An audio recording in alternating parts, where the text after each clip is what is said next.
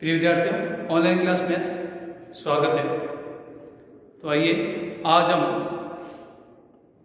शब्दालंकार के पश्चात अर्थालंकार के बारे में चर्चा करेंगे। पूर्व क्लास में आपको मैंने शब्दालंकार के बारे में बताया था और जो 5 शब्दालंकार के बारे में हमने चर्चा की थी, ध्यान देंगे आप लोग, ठीक है ना। शब्दालंकार उसे कहते हैं वह अलंकार या वह काव्यगत पंक्तियां जिसमें शब्द विशेष पर विशेष क्या प्रभाव पड़ता हो, ठीक है, उसे शब्दालंकार कहते हैं, ठीक है ना। और इसी प्रकार से अर्थालंकार वह काव्यगत पंक्तियां जिसमें अर्थ विशेष पर क्या हो प्रभाव पड़ता हो, उसे अर्थालंकार कहते हैं। साथ में ये भी मैंने आपको बताया था कि किसी काव्यगत पंक्ति में कोई काव्यगत पंक्ति है और उस शब्द के स्थान पर उसका पर्यायवाची शब्द भी रख देते हैं, पर्यायवाची शब्द भी रख देते हैं। पर्यायवाची शब्द रख देने के बावजूद भी उस काव्यगत पंक्ति में चमत्कार बरकरार रहता है, वैसा का वैसा रहता है, किसी प्रकार कोई परिवर्तन नहीं होता है, तो उसे अर्थालंकार कहते हैं, ठीक है ना। जबकि शब्दालंकार में क्या होता है, शब्दालंकार शब्द विशेष पर उसका चमत्कार उत्पन्न होता है और उस शब्द के स्थान पर कोई पर्यायवाची शब्द दूसरा रख देते हैं, उस शब्द के स्थान पर उसी का समकक्ष कोई दूसरा पर्यायवाची शब्द रख देते हैं, तो वहां पर प्रभाव समाप्त हो जाता है, ठीक है ना। तो 5 मैंने आपके पहले शब्दालंकार के बारे में बताया था, आपको ध्यान हो, ठीक है ना। यमक बताया मैंने आपको, श्लेष बताया था, वक्रोक्ति बताया था, अनुप्रास बताया था और विवक्षा अलंकार, उसके बारे में हमने चर्चा की थी। और अब आपके पाठ्यक्रम में जो शेष जो अर्थालंकार है, ध्यान देंगे आप लोग, उपमा, रूपक, भ्रांतिमान, संदेह, उत्प्रेक्षा, दृष्टांत, विरोधाभास और असंगति, ये आपके पाठ्यक्रम में शेष अर्थालंकार हैं, ठीक है ना। अब इस अर्थालंकार को पढ़ने से पहले अर्थालंकार कहते किसे, ध्यान देंगे, अर्थालंकार यानी अर्थ विशेष पर प्रभाव पड़ने वाला, यानी जिसका अर्थ पर विशेष प्रभाव हो, ठीक है, अर्थ से चमत्कार उत्पन्न हो, ठीक है ना, अर्थ से क्या हो चमत्कार उत्पन्न हो, उसे अर्थालंकार कहते हैं, ठीक है ना। मैंने इसकी परिभाषा भी लिखी है, ध्यान देंगे आप लोग। परिभाषा मतलब इसके लिए है जिससे, यानी अर्थालंकार उसे कहते हैं जिससे अर्थ में, अर्थ से अर्थ के द्वारा, देखिए, अर्थ में अर्थ से अर्थ के द्वारा अलंकार प्रकट हो, उसे अर्थालंकार कहते हैं। यानी जिससे अर्थ में अर्थ से अर्थ के द्वारा अर्थालंकार प्रकट हो, उसे अलंकार प्रकट हो, उसे अर्थालंकार कहते हैं, ध्यान देंगे आप। अब बात हमारे सामने ये उपस्थित हो रही है कि अर्थालंकार के 4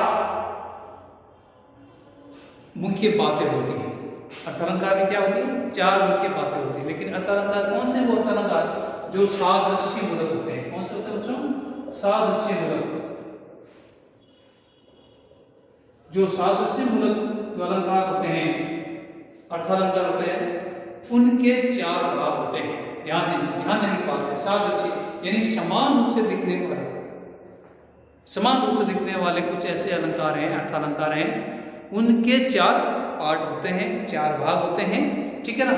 जब नेक्स्ट जो भी हम अलंकार पढ़ेंगे उसके बारे में आपको उसके बारे में समझाऊंगा। इसके 4 भाग हमको इससे ध्यान देंगे आप लोग। देखिए, सबसे पहला उपमेय, क्या होता है, उपमेय। उपमेय को प्रस्तुत कहता है, क्या कहता है बच्चों, कहीं पर कहते हैं प्रस्तुत, कहीं पर बोलते प्रस्तुत पदार्थ, कहीं पर बोलते हैं जो वास्तव में हमारे पास में है, ठीक है, जो अलग अलग लोग इसको अलग अलग बोलते हैं या इसके बारे में बताते हैं। उपमेय कहते हैं किसे, ध्यान देंगे आप लोग, जो उपमा देने योग्य हो, सबसे पहले जो उपमा देने योग्य हो, अर्थात जिसके द्वारा या जिसको उपमा दी जाती है और जिसको किसी के समान कहा जाता है। ध्यान दें वापिस, जो उपमा देने योग्य हो, क्या देने योग्य हो, उपमा देने योग्य हो, ध्यान दें, उपमा देने योग्य हो, अर्थात जिसको उपमा दी जाती है। पहली बात, उपमा देने योग्य हो, क्या होना चाहिए बच्चों, उपमा देने योग्य होना चाहिए। दूसरी बात, उपमा दी जाती है, उपमेय कहते किसे हैं, या जिसको किसी के समान कहा जाता है, उसे उपमेय कहा जाता है, ठीक है ना। या ये कह सकते हैं, कवि जिस पदार्थ का वर्णन करता है उसे उपमेय कहते हैं। फिर भी समझ में नहीं आए तो कोई भी काव्यगत पंक्ति होती है तो उसमें ध्यान रखना उपमेय वहां होता जो स्वयं के साथ क्या हो बच्चों, हमेशा स्वयं के साथ हो, जो स्वयं के साथ हो वह क्या होता है बच्चों, उपमेय होता है। क्या होता है, उपमेय या प्रस्तुत पदार्थ या प्रस्तुत पदार्थ होता है। ध्यान देने की बात, ठीक है ना, यानी जिस कवि जिस पदार्थ का वर्णन करता है या उपमा लेने योग्य हो या जिसकी उपमा या जिसको उपमा दी जाती हो या जिसको किसी के समान बताया जाता है या कहा जाता है उसे उपमेय कहते हैं। या कवि जिस पदार्थ का वर्णन करता है या जो स्वयं अपने साथ में रहता, हमेशा साथ में रहता है, ठीक है ना, उसे उपमेय या प्रस्तुत पदार्थ कहा जाता है, उसे कहते हैं, उसे उपमेय पदार्थ होता है। ठीक है ना, जो साथ होता है उपमेय प्रस्तुत पदार्थ होता है। ठीक है, अब दूसरा होता है उपमान। देखिए 4 पार्ट होते हैं, एक उपमेय मैंने आपको बताया अभी, दूसरा होता है उपमान होता है, तीसरा होता है साधारण धर्म होता है और चौथा वाचक शब्द होता है। ठीक है ना, अब देखिए दूसरा, जिसकी उपमा दी जाती है, जिसकी उपमा दी जाती है। उदाहरण में बात बताऊंगा आपको, ध्यान रखना। उपमा अलंकार पढ़ेंगे तो हम इसके पूरे 4 भाग हैं, आपको समझ में आ जाएगा, लेकिन इसके 4 पार्ट, इसकी परिभाषा आपको समझ आना जरूरी है, ध्यान रखना। ठीक है ना, तो देखिए उपमा, जिसकी उपमा दी जाती है, जिसकी उपमा दी जाती है, अर्थात उपमेय को जिसके समान बताया जाता है। उपमेय ध्यान दीजिए, जिसको किसी के समान बताया जाता है और उपमेय को जिसके समान बताया जाता है, ठीक है ना, उसे उपमान कहा जाता है। जैसे इसको दूसरा भी कह सकते हैं अप्रस्तुत, इसको क्या बोलते हैं बच्चों, अप्रस्तुत। ठीक है ना, और संस्कृत में इसको सम भी बोला जाता है। क्या जाता है, बोलते हैं सम, क्या बोलते हैं इसको, समय समान। ठीक है ना, अब देखिए तीसरा आता है साधारण धर्म।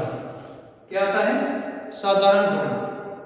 ध्यान दीजिए, साधारण धर्म यानी साधारण धर्म का मतलब होता है, देखिए उपमेय और उपमान दोनों में समान विशेषता, समान लक्षण, समान गुण पाए जाते हैं तो उसे साधारण धर्म कहते हैं। दोनों में, उपमेय और उपमान में, ध्यान दीजिए, प्रस्तुत या अप्रस्तुत में क्या होना चाहिए, समान विशेषता होनी चाहिए। ध्यान दीजिए, क्या होनी चाहिए, समान विशेषता होनी चाहिए या समान लक्षण होना चाहिए या समान गुण होना चाहिए। तीन बात होनी चाहिए। ध्यान दीजिए, 2 और ये तीसरा।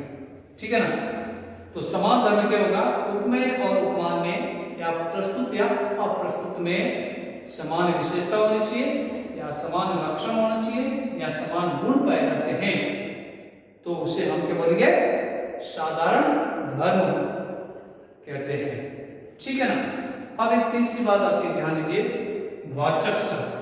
क्या होता है बच्चों, वाचक शब्द। ध्यान देने की बात है, वाचक शब्द क्या होता है, वाचक शब्द वह शब्द जिसके द्वारा उपमेय और उपमान में समानता बताई जाती है। तो यहाँ पर विशेषता बताई जाती है। ध्यान दीजिए, यहाँ पर क्या बताई जाती है, समानता। क्या बताई जाती है, समानता बताई जाती है, तो वहां वाचक शब्द होता है। या दूसरी परिभाषा, वाचक शब्द वो समानता के अर्थ को प्रकट करने के लिए जिन शब्दों का प्रयोग किया जाता है, समानता के अर्थ को प्रकट करने के लिए जिन शब्दों का प्रयोग किया जाता है उसे वाचक शब्द कहते हैं। क्या कहते हैं, उसे वाचक शब्द कहते हैं। ध्यान दीजिए, इसके पहचान के रूप में कुछ कोड वर्ड है, बोर्ड पे पहचान, इसके पहचान हमें कैसे करनी, कोई भी मान लीजिए कोई उदाहरण है तो उसमें उपमा अलंकार है, ये उपमा अलंकार तो है, लेकिन उपमा अलंकार में ये कौन सा भाग इसमें है, वाचक शब्द होंगे तो पता चल जाएगा। तो इसमें वाचक शब्द के पहचान के आधार पर उसको आप पहचान सकते हैं। जैसे किसी उदाहरण में सा, सी, से, सम, सरिस, इव, जीवी, सादृश्य, लोक आदि होते हैं तो वो शब्द देखना है वाचक शब्द कहेंगे। क्या करेंगे बच्चों, वाचक शब्द करेंगे। तो इस प्रकार से ध्यान दीजिए, अर्थालंकार अर्थ पर प्रभाव निर्भर करता है। अर्थ पर चमत्कार निर्भर करता है। अर्थ ही सब कुछ हमारे सामने वाक्य का प्रभाव या वातावरण उपस्थित करता है, ठीक है ना। इसलिए उसको अर्थालंकार कहा गया है। और अर्थालंकार के चार भाग भी कह सकते इसके बातें बताई जाती है। इसमें चार बातें होती है अर्थालंकार में, ठीक है ना। और वो भी कैसे अलंकार, सादृश्य समान रूप से दिखने वाले अलंकारों में चार बातें होती हैं, में उपमा, साधन, धर्म और वाचक, ठीक है ना। तो जहां तक मैं समझता हूं ये आपके अर्थालंकार के जो सादृश्य मूलक जो अर्थालंकार है उसमें ये चार बातें आपको समझ में आ गई होगी, ठीक है। अभी नेक्स्ट क्लास में हम अर्थालंकार के अंतर्गत जो आपके पाठ्यक्रम में जो अलंकार है, उपमा है, रूपक है, भ्रांतिमान संदेह, उत्प्रेक्षा, दृष्टांत, विरोधाभास, असंगति, इन अलंकारों में से सबसे पहले हम उपमा अलंकार के बारे में अध्ययन करेंगे। धन्यवाद।